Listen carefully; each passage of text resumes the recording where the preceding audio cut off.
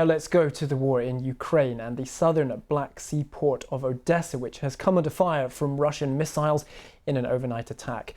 The missiles killed 3 people, caused a fire in a business centre and damaged a warehouse. The city's administration says air defences shot down 2 missiles.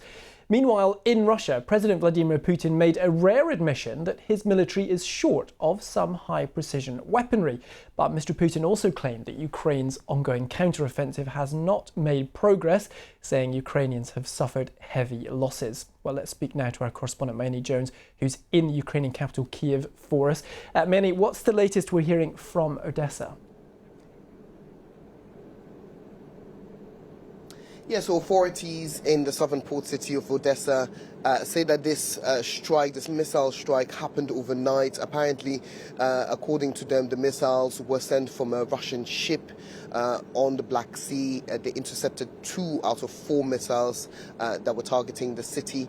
One of them hit a business complex, a warehouse of a retail store, an educational institution. As you mentioned in your introduction, unfortunately, 3 people were killed and 13 people were injured. And Manny, that's significant, isn't it, that these missiles were fired from the Black Sea, because that really highlights the dominance that Russia has in this vital piece of water.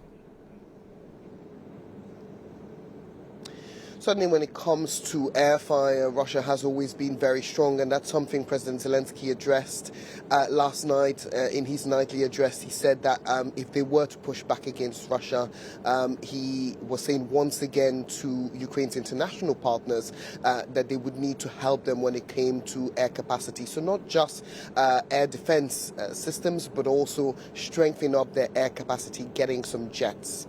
Well, Manny, let's talk more about this ongoing offensive that Ukraine has been running.